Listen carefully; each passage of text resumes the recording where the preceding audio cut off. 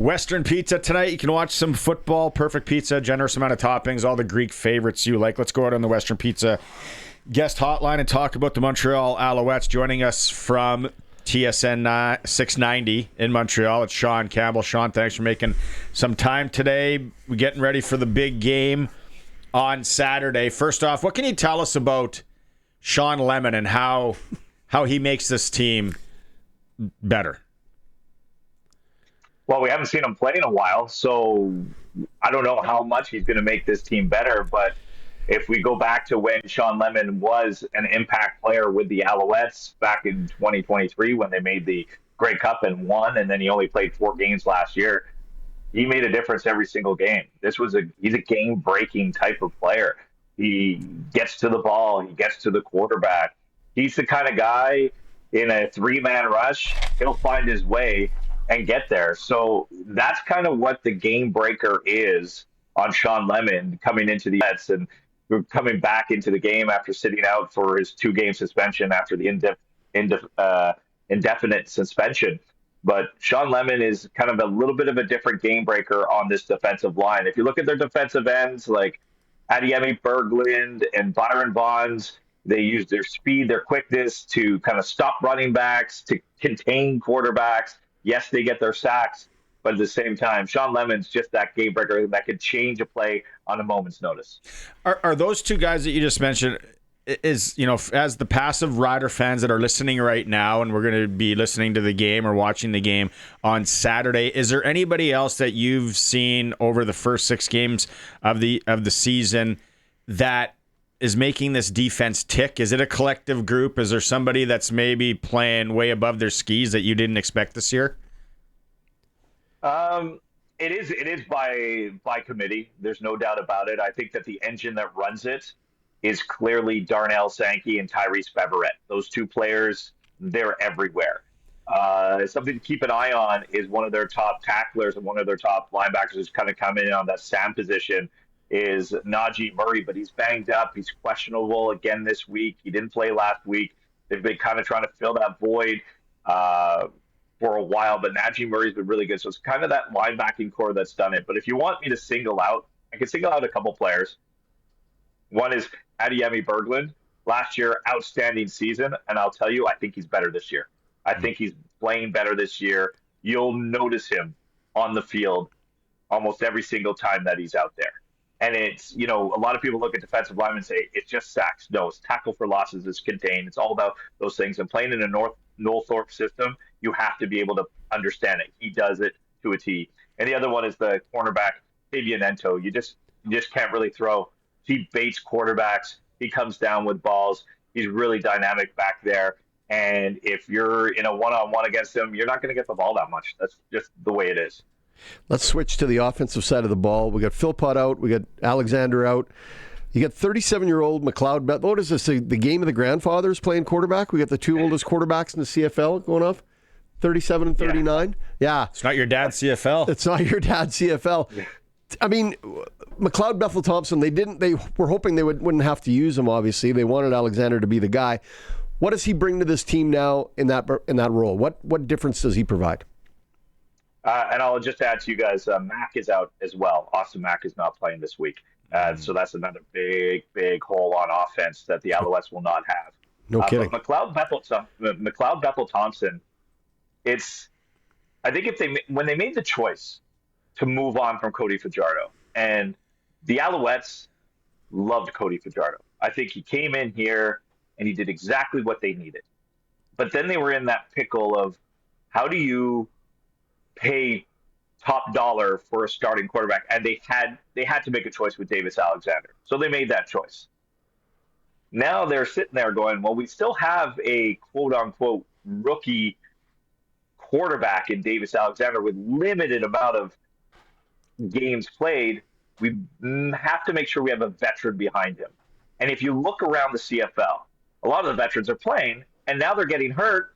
And we see this week PJ Walker's starting. And, the depth at the quarterback position is not maybe what it used to be. So the Alouettes were really, really savvy to go out and get a guy that's 36, 37, that's been there, done that. And that's exactly what he's done. First game was a little bit a little rough around the edges. He hadn't played in a while. He didn't understand the system. Maybe he didn't have the whole playbook. Second game that he started, he did a lot better. They still lost that game. His third start last week, you saw that he was able to manage the game exactly how you would expect a veteran quarterback to manage the game. And that's what he did in that game. And he was able to get them into a situation where they were going to be able to rely on their defense and get a win or get a field goal, get a drive to a certain spot. That's what I would expect him to do over this time before Davis Alexander gets healthy. Because McLeod Bethel-Thompson, he's won it. He's experienced winning. He knows how to work an offense, but he's not Davis Alexander. There's a difference between the two. You could tell McLeod Bethel-Thompson has a tough time going down the field. He doesn't have that deep ball that Davis Alexander has. And I think that kind of changes the way that the Owls call their offense. McLeod Bethel-Thompson, watching the game last week and then did that post game. Obviously, it seems like there's a chip on his shoulder as he throws the smoke at the TSN guys. He reminds me a little bit like of a Bo Levi Mitchell. You're going to get something raw and real. Kirk Cousins in the NFL, maybe. Does he have that chip? Am I seeing this correctly, Sean? And maybe something to prove even at his age?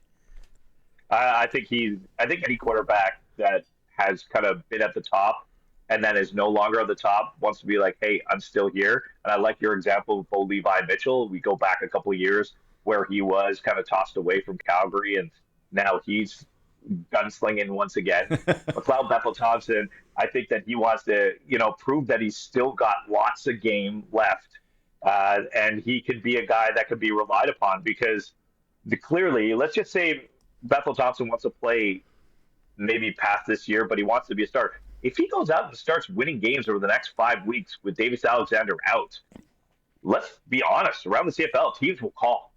Teams will be like, hey, we want Bethel-Thompson. He's better than this guy that we got from the States that doesn't understand this league to a T. Bethel-Thompson understands it.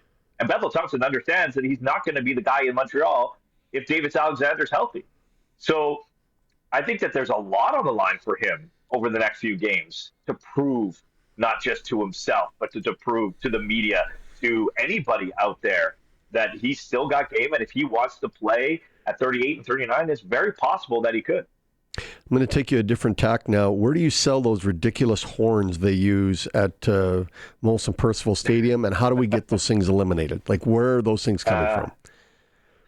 Those fans just like making noise. There's a secret stash of those somewhere, isn't there? There is. There's a secret society, I think.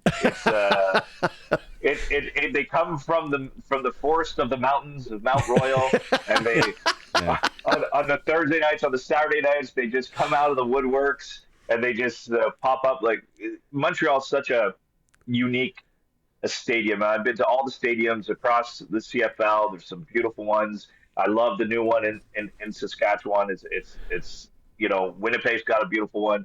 Got the redone BC place, but man, there's just a little bit of personality there in Montreal. It's not large. When it's full, it's about 22,000. That's about it. But when they want to be loud, they can be loud, and they're trying to make up for not being a 40,000 seat stadium. So that's where the horns come from. Yeah, I've been to a game. I thought they were banned. I've been to a game there. It's a great place. I thought it was awesome. Yeah. Yeah, they were like banned, but it's kind of like when you go to a soccer game and fireworks and smoke bombs are banned, but they still get them in somehow. Yeah, drone them in. Right? They could be coming in on drones, like they're doing up in PA, like the drugs into the prison. Yeah. Okay, so what's the word on the Riders there? We got our green colored glasses on here. We're all of a sudden. What's the word on the Riders? What are they going to be worried about? What are you hearing from your cronies?